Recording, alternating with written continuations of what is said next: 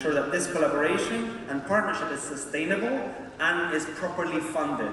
So we don't come here every 4 years, but this is a continuous process. Il s'est ouvert ce lundi 9 octobre 2017 le 4e sommet de la jeunesse Afrique-Europe. Pendant 3 jours, 130 jeunes échangeront sur les défis et les solutions pour les sujets de préoccupation et d'intérêt communs aux 2 continents.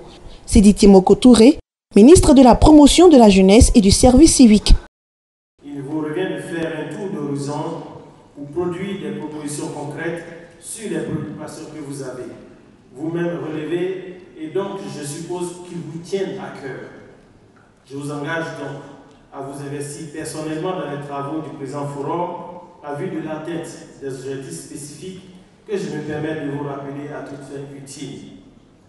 Assurer un processus participatif et inclusif de tous les participants pendant le sommet en vue de la prise en compte de toutes les perspectives dans votre déclaration. Développer une compréhension globale des besoins et des défis des jeunes de la société civile en Europe et en Afrique, y compris des thèmes communs et divergents et identifier des possibles solutions. Renforcer le cadre de dialogue et de coopération entre l'Afrique et l'Europe, conduisant à une coopération rajeunie et durable entre les organisations de jeunesse africaines et européennes. Développer une perspective de jeunesse sur les domaines prioritaires et les sujets qui seront discutés au sommet des chefs d'État.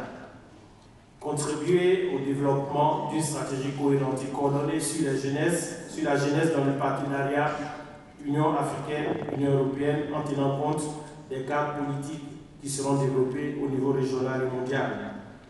Renforcer l'impact et le suivi des recommandations du sommet de la jeunesse qui seront présentées au sommet des chefs d'État, ainsi que décrire la politique de coopération jeunesse-Union, jeunesse africaine et européenne en tant que solution aux défis urgents et recommandations pour l'avenir d'un partenariat conjoint et consolidé. Chers amis jeunes, ce forum doit constituer pour vous un cadre de partage d'expériences en vue de relever les difficultés communes et spécifiques pour lesquelles vous souhaitez un changement en profondeur.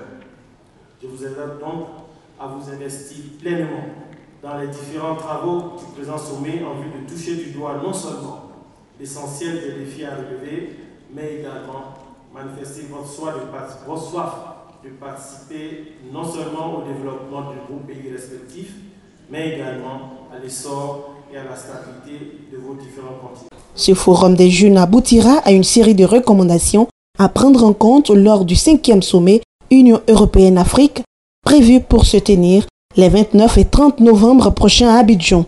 Daniel Kablan-Duncan a présidé la cérémonie d'ouverture. Le thème général du 5e sommet sur lequel s'arrime le présent forum est consacré à la jeunesse. Il s'agit plus précisément d'investir dans la jeunesse pour un avenir durable. J'ai noté les différentes interventions, notamment sur M. Martinez et les autres qui ont indiqué que la jeunesse, ce n'est pas seulement l'avenir, mais c'est maintenant, n'est-ce pas? C'est-à-dire, c'est le présent. Ce thème nous interpelle à plus d'un titre.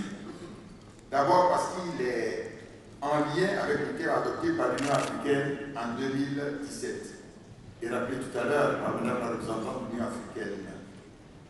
Ce thème tirait parti du dividende démographique en investissant dans la jeunesse.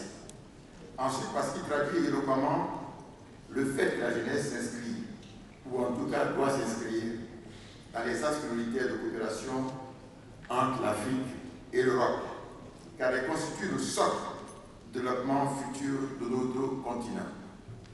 Le choix d'un tel thème est aussi révélateur du rôle incontournable que doit jouer la jeunesse dans l'élaboration et la mise en œuvre de politiques publiques sur les 2 continents.